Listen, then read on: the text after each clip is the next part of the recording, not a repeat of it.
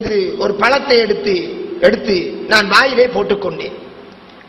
அப்போது ரசூலுல்லாஹி ஸல்லல்லாஹு அலைஹி வஸல்லம் அவர்கள் வாய்க்குள் விரலையிட்டு அதனை அந்த உமிழ் நீரோடு சேர்த்து வெளியெடுத்தார்கள். அப்போது ஒரு மனிதர் சொன்னார், இந்த பிள்ளை இதை சாப்பிடுவதால் என்ன குற்றம், தவறில்லதான் என்ற மாதிரி சொன்னார். அப்போது ரசூலுல்லாஹ் சொன்னார்கள், நாங்கள் தர்மத்தை சாப்பிட மாட்டோம் என்று சொல்லிவிட்டு நபிகளார் சொல்பவராக இருந்தார்கள், உனக்கு சந்தேகமானதை சந்தேகமில்லாதன் பக்கம் விட்டுவிடு. ஏனென்றால் உண்மையை சொல்வது அமைதியானது, நிம்மதியை தரும், நிம்மதியானது. பொய் சொல்வது சந்தேகத்தை ஏற்படுத்தும் என்று சொல்பவராயிருந்தார். மேலும் நபிகளார் எங்களுக்கு இந்த துஆவை கற்றுத் தருபவராகவும் இருந்தார். அல்லாஹ் மஹ்தினி ஃபீமன் ஹதைத் வஆஃபினி ஃபீமன் ஆஃபைத் வதவல்லனி ஃபீமன் தவல்லைத் வபாரிக் லீ ஃபீமா ஆதைத் வகினி ஷர்ர மா கலைத் இன்னஹு லா யதில்லு மன் வாலைத். சில வேளை தபாரக்த ரப்பனா வ தஆலா என்று சொல்பவராகவும் இருந்தார் என்று இந்த ஹதீஸ் வருகிறது. இந்த ஹதீஸிலே வித்ர் தொழுகையின் குனூத் என்கிற சப்ஜெக்ட் பெறவில்லை. ஆனால் இதுதான் அந்த முக்கியமான ஹதீஸ். இந்த ஹதீஸை அதாவது ஹசன் ரலியல்லாஹு அன்ஹு அவர்களிடம் இருந்து அபுல் ஹௌரா என்கிறவர் அறிவிக்கிறார். இந்த அபுல் ஹௌரா என்பவரிடம் இருந்து பரீத் என்கிறவர் அறிவிக்கிறார் அல்லது புரி. அவரிடம் இருந்து 3 பேர் அறிவிக்கிறார்கள். அவரிடமிருந்து 3 பேர் அறிவிக்கிறார்கள். அந்த 3 பேரில் மிக முக்கியமானவர் இமாம் ஷுஅபா. அந்த இமாம் ஷுஅபா அறிவிக்கக்கூடிய விதம்தான் இந்த ஹதீஸ் நான் இப்போது வாசித்தது. இமாம் ஷுஅபா என்றால் அறிவிப்பாளர்களையே இனம் காட்டக்கூடிய மாபெரிய ஹதீஸ்களை மேலாது. அவருக்கு ஒரு பட்டம் சொல்வார்கள், அமீருல் மூமினின் பில் ஹதீஸ். ஹதீஸிலேயே அவர் அமீருல் மூமினின் என்று சொல்லப்படக்கூடிய அளவுக்கு மிகவும் ஹை ரேஞ்சிலே உள்ள ஹதீஸ்களை மேதாவி. அவர் இந்த சம்பவத்தை இவ்வாறு அறிவிக்கிறார், முழுமையாக அறிவிக்கிறார். இதே சம்பவத்தை இந்த குனூத் வரக்கூடிய, இந்த துஆ வரக்கூடிய, நாம் குனூத் என்று சொல்வதென்றால் இந்த துஆ வரக்கூடிய இந்த செய்தியை இன்னும் ஒருவர் அறிவிக்கிறார்.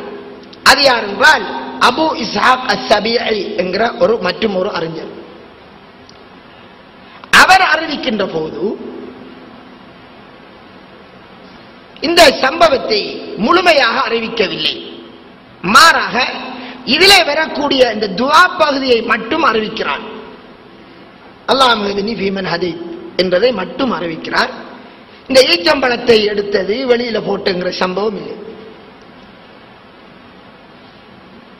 இவர் அறிவிக்கிற போது துஆவிலே, அதாவது குனூத்துடைய வித்ருடைய குனூத்திலே ரசூலுல்லாஹ் ஓதுமாறு எனக்கு கற்றுத் தந்தார்கள் என்று அறிவிக்கிறார். யாரு? மற்ற நபர் அபு இஸ்ஹாக் அஸ்-சபீஇ. இதை இந்த அல்லாஹ் மஹ்தினி ஃபீமன் ஹதைத் என்பதை வித்ருடைய குனூத்திலே ஓதுமாறு எனக்கு ரசூலுல்லாஹ் கற்றுத் தந்தார் என்று அறிவிக்கிறார். இவரை பொறுத்தவரை இமாம் ஷுஅபாவினுடைய மனன சக்திக்கும் நம்பகத்தன்மையின் உச்சத்தன்மைக்கும் இவருக்கும் இடையில் பல வித்தியாசம் இருக்கிறது. அவருடைய ரேஞ்சிலே இவர் இல்லை, முதலாவது. இரண்டாவது, இந்த அபு இஸ்ஹாக் அஸ்-சபீஇ என்கிற இந்த அறிஞர் நல்லவர், உறுதியானவர்.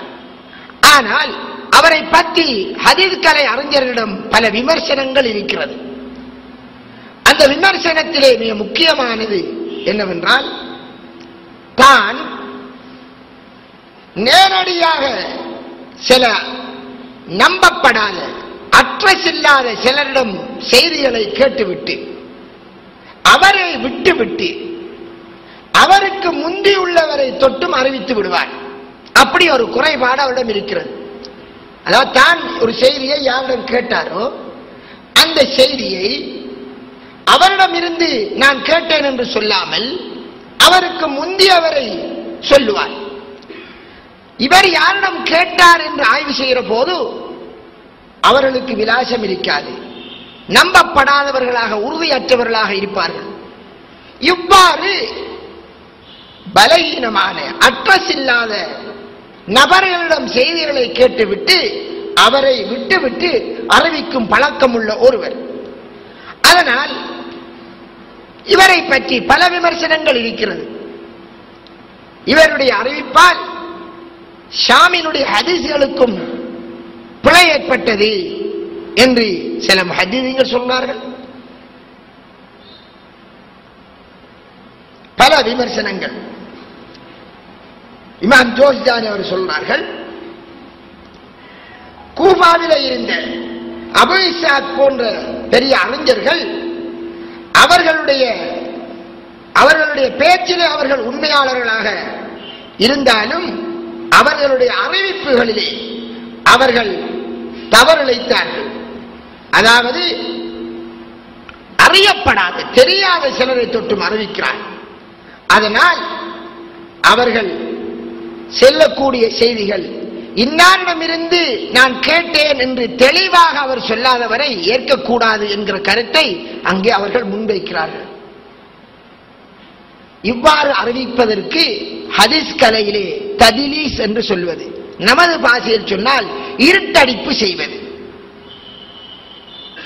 இப்ப அவரிடம் கேட்டால் நீங்கள் ஒரு ஹதீஸை சொல்கிறீர்கள், உதாரணமாக அபுல் ஹவுராவிடம் இருந்து அறிவித்ததாக சொல்கிறீர்கள். அபுல் ஹவுராவிடம் நேரடியாக கேட்டீர்களா என்று கேட்டால் இல்ல. அப்ப யாரிடம் கேட்டீர்கள்? இன்னாரிடம் என்று சொல்வார் உதாரணமாக. இப்படி இவர் இனம் காணப்பட்ட ஒரு அறிஞர். அதனால் இவ்வாறு இருட்டடிப்பு செய்யக்கூடிய அறிஞர்களை வகைப்படுத்தி பல கிரந்தங்கள் எழுதப்பட்டிருக்கிறது. அந்த கிரந்தங்களில் ஒன்று இமாம் இப்னு ஹஜர் அஸ்கலானி எழுதினார், தபகாத்துல் முதல்லிசீன், இந்த ததிலை செய்கின்றவர்களுடைய படித்தரங்கள் என்று. அதிலே 3வது படித்தரத்திலே பலருடைய பெயரை கொண்டு வருகிறார். அந்த 3வது படித்தரத்தில் உள்ளவராக இவரும் கருதப்படுகிறார். அந்த 3ஆம் படித்தரத்தில் உள்ளவர்களுடைய ஹதீஸை பற்றி இவர் சொல்ற போது இப்னு ஹஜர் அஸ்கலானி ரஹ்மத்துல்லாஹி என்ன சொன்னார் என்றால், ததிலிசை அதிகம் செய்தவர்கள், எனவே அவர்கள் அறிவிக்கக்கூடிய ஹதீஸ்களை ஏற்கக்கூடாது.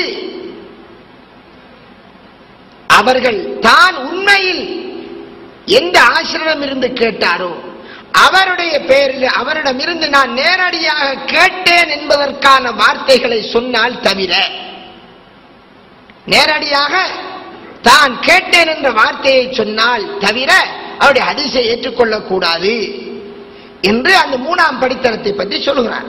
அவர்களுடைய லிஸ்டிலே தான் இவரையும் கொண்டு வருகிறார். இந்த ஹதீஸை பொறுத்தவரை இந்த நிகழ்வு இங்கே நடக்கிறது.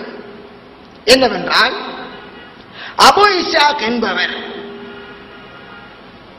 இந்த புரைத் இப்னு அபீ மரியம் என்பவரை தொட்டும் என்று வருகிறது. நேரடியாக கேட்டதாக அவர் சொல்லவில்லை, அல்லது எனக்கு அவர் சொன்னார் என்ற வார்த்தையும் சொல்லவில்லை. அதனால் இவருடைய இந்த அறிவிப்பு ஏற்கப்பட முடியாது. காரணம், சில வேளை இவர் ஒரு பலகீனமானவரிடம் இதை கேட்டிருக்கலாம், அவரை விட்டுவிட்டு அவருக்கு முந்தியவரை தொட்டும் இவர் அறிவிச்சிருக்கலாம் என்று சந்தேகப்படுவதற்கு இடம் உண்டு. இதிலே ஒரு குறிக்க வேண்டிய விடயம், ஷூபா போன்ற மாபெரிய அறிஞர் சொல்லுகின்ற போது வெறுமனே ரசூலுல்லாஹ் எங்களுக்கு இந்த துஆவை கற்றுத் தந்தார்கள் என்ற வார்த்தை மட்டும்தான் சொன்னார். ஆனால் இந்த அபூ இஸ்ஹாக்கினுடைய அறிவிப்பிலே தான் வித்ரிலே, குனூத்திலே ஓதுமாறு எங்களுக்கு சொன்னார் என்ற வார்த்தை சேர்ந்து வந்திருக்கிறது. 2 பேரையும் நிறுத்தால், 2 பேருடைய அறிவிப்பை நிறுத்தால் இமாம் ஷூபாவினுடைய அறிவிப்பு அப்படியே பாரத்தால் கழித்துவிடும். ஒன்று. இரண்டாவதாக, இவருடைய மகன் ஒருவர் இருக்கிறார், யூனுஸ் என்பவர். அவரும் இந்த செய்தியை அறிவிக்கிறார், தகப்பன் மாதிரி அவரும் அறிவிக்கிறார். இந்த யூனுஸ் என்பவரை பற்றி பல விமர்சனங்கள் இருக்கிறது. தவறு விடுபவர், சில விடயத்தை யூகத்தினால் அறிவிப்பவர், உண்மையாளர் தான், என்றாலும் அவர் யூகத்தின் அடிப்படையில் இதுவும் சொல்லப்பட்டிருக்கும் என்று அறிவிப்பவர் என்று குறைபாடு இருக்கிறது. அது மட்டுமல்ல, தன் தகப்பனிடமிருந்து நிறைய விடயங்களை கேட்டு அறிவித்திருக்கிறார்.